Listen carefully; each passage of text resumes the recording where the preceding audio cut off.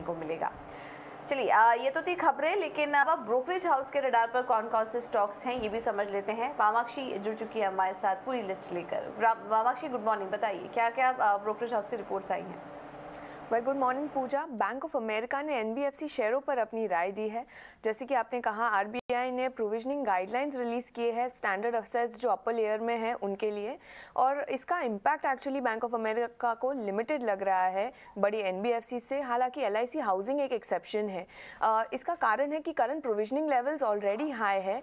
बात करते हैं अगर एलआईसी हाउसिंग फाइनेंस की, तो यहाँ पे हमें एक इंक्रीमेंटल प्रोविजनिंग रिस्क नज़र आ रहा है क्योंकि इसका प्रोविजनिंग बफर है वो कम है। इसके अलावा सीएलएसए ने इंश्योरेंस शेयरों पर अपनी राय दी है। एसबीआई लाइफ इनकी टॉप पिक है और उन्होंने एचडीएफसी लाइफ और आईसीआईसीआई प्रूडेंशियल लाइफ को खरीदारी की राय पर अपग्रेड किया है। लाइफ इंश्योरेंस की स्टॉक्स की बात करें तो उन्होंने मार्केट को करीब 7 से 20% तक आउट परफॉर्म किया है पिछले 3 महीनों में। काफ़ी जो चुनौतियां हैं वो रिवर्स होती हुई नज़र आ रही है और वैल्यूएशंस भी अच्छे नज़र आ रहे हैं। इसके अलावा जेपी मॉर्गन ने पेटीएम पर अपनी ओवरवेट की राय को रीइंस्टेट किया है और लक्ष्य रखा है 1000 प्रति शेयर का। जो सेल्स ग्रोथ और कंट्रीब्यूशन प्रॉफिट है वो सही डायरेक्शन में जा रहे हैं। डिवाइसेस और कार्ड बिजनेस में भी अच्छा ट्रैक्शन नज़र आ रहा है और जो क्रेडिट बिजनेस की जो लॉसेस है वो अब कम होते हुए नज़र आ रहे हैं और इसी वजह से जेपी मॉर्गन ने ओवरवेट की राय दी। आखिर में सीएलएसए ने आईटी स्टॉक्स पर अपनी राय दी है। उन्होंने बोला है कि आईटी स्टॉक्स में सिलेक्टिव प्लेस कर सकते हैं। इन्फोसिस इनकी टॉप पिक है और वो टीसीएस और एचसीएल को आकर्षक मानते हैं। ऑलराइट, तो ये कुछ ब्रोकरेज हाउस की रिपोर्ट्स हैं जहां पर कि आज दिन भर इम्पैक्ट देखने को मिलेगा। वामाक्षी थैंक यू सो मच ये सारी डिटेल्स हमें देने के लिए। और कौन कौन से स्टॉक्स हैं जहां पर की नज़र रखनी है, जहां पर इंपॉर्टेंट खबरें आई हैं, शरद हमें बताएंगे। वो हमारे साथ जुड़ चुके हैं। शरद बताइए आज के लिए अहम खबरें कौन सी होंगी। गुड मॉर्निंग पूजा। तो सबसे पहले एनबीएफसी स्टॉक्स फोकस में रहने वाले हैं। आप आवास फाइनेंसेस ले लीजिए, एप्टिस वैल्यू ले लीजिए या इवन आप बजाज फाइनेंस ले लीजिए। प्रोविजनिंग की जो अहम खबर आई है जहाँ पे प्रोविजनिंग जो स्टैंडर्ड एसेट्स है जो अपर लेयर के जो एनबीएफसी है उनमें बढ़ोतरी देखने मिलेगी। हालांकि अगर हम लोग ब्रोकरेज रिपोर्ट से देखें तो मोर और लेस जो है इन्होंने प्रोविजनिंग ऑलरेडी कर दी है, तो ज़्यादा इम्पैक्ट जो है स्टॉक्स में शायद ना मिले आज। इसके अलावा बीएनपीएल स्टॉक्स फोकस में रहेंगे। बीएनपीएल होता है बाय नाउ पे लेटर। इस पे ऑफकोर्स आपके जो लिस्टेड स्पेस में पेटीएम है, आईसीआईसीआई बैंक है और एचडीएफसी बैंक है। ये जो 3 स्टॉक्स फोकस में इसलिए रहेंगे क्योंकि कल रात जो है एप्पल का इंपॉर्टेंट अनाउंसमेंट आया जहां पे वो अपने बीएनपीएल सर्विस खुद लॉन्च करेंगे और ये भारत के मार्केट्स के लिए भी रहेगा।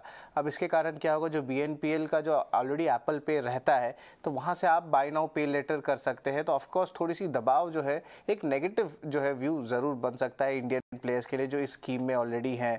और याद रखिएगा कि इसमें फीस और आपके जो कॉस्ट होते हैं उसमें भी जो है वो नहीं लेने वाले हैं एप्पल। सो ऑफकोर्स ये फोकस में रहेगा। पीबी फिनटेक भी फोकस में रहेगा। उनके जो चेयरमैन और सीईओ हैं यश दहिया, वो लगभग 38 लाख शेयर्स जो है बेचने वाले हैं ओपन मार्केट में। अगर इसको देखा जाए तो ऑलमोस्ट 0.84% स्टेक ओवरऑल जो है इनका स्टेक बिकवाली होने वाली है मार्केट में और ये एक ईसॉप एक्सरसाइज हो रही है। तो इसके कारण जो है ये ऑलरेडी नोन है मार्केट्स में, तो ज़्यादा रिएक्शन जो है स्टॉक में नहीं देखने मिलेगा। आरबीएल फोकस में रहेगा।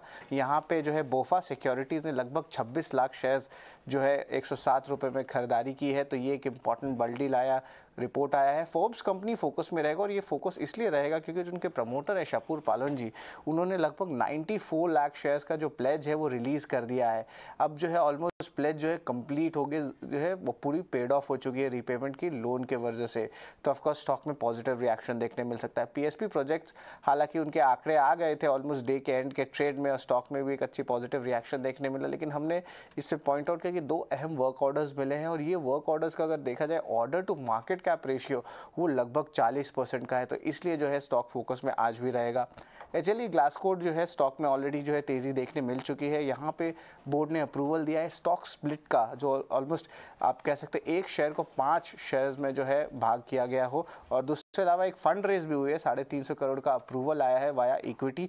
और आखिरी स्टॉक रहेगा गुफिक बायोसाइंस। यहाँ पे मैनेजमेंट की कंट्री बहुत स्ट्रॉन्ग आई है और वो जो एक्सपेक्ट करें कि लगभग 3000 करोड़ का जो एंटी बैक्टीरियल मार्केट है आइसोफेलाइज्ड का, वो भारत में वो टारगेट करने वाले हैं। और इसके अलावा एक नई जो ड्रग लॉन्च है उसकी भी करने वाले हैं बात।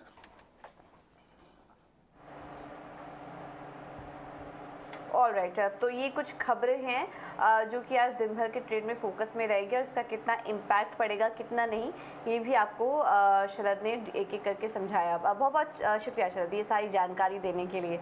तो एनबीएफसी स्टॉक से रिलेटेड जो खबर आई हैं उसमें हमने आपको बताया कि खबर तो बड़ी है लेकिन ऑलरेडी काफ़ी सारे एनबीएफसीज ये प्रोविजनिंग कर चुके हैं, तो इसका कुछ ज़्यादा असर शायद एनबीएफसी स्टॉक्स में देखने को ना मिले। लेकिन आज डिफेंस स्टॉक्स तो फोकस में रहेंगे, लेकिन आज बीएनपीएल स्टॉक्स के लिए काफ़ी इंटरेस्टिंग खबर निकल कर आई है। Paytm, ICICI bank, HDFC bank इसके चलते फोकस में रह सकते हैं। एप्पल ने बीएनपीएल सर्विस यानी कि बाय नाउ पे लेटर सर्विस में एंट्री ले ली है और इसके चलते ब्याज और फीस भी नहीं लगेगी। तो ये एप्पल की एंट्री से इन तमाम स्टॉक्स को जो कि इस स्पेस में ऑलरेडी हैं इनको यहाँ पर फ़ायदा मिल सकता है। काफ़ी कुछ इंटरेस्टिंग खबरें यहाँ पर निकल कर आई हैं जिसका कि असर आज दिन भर बाजार पर देखने को मिलेगा। चलिए ये तो थी खबरें, लेकिन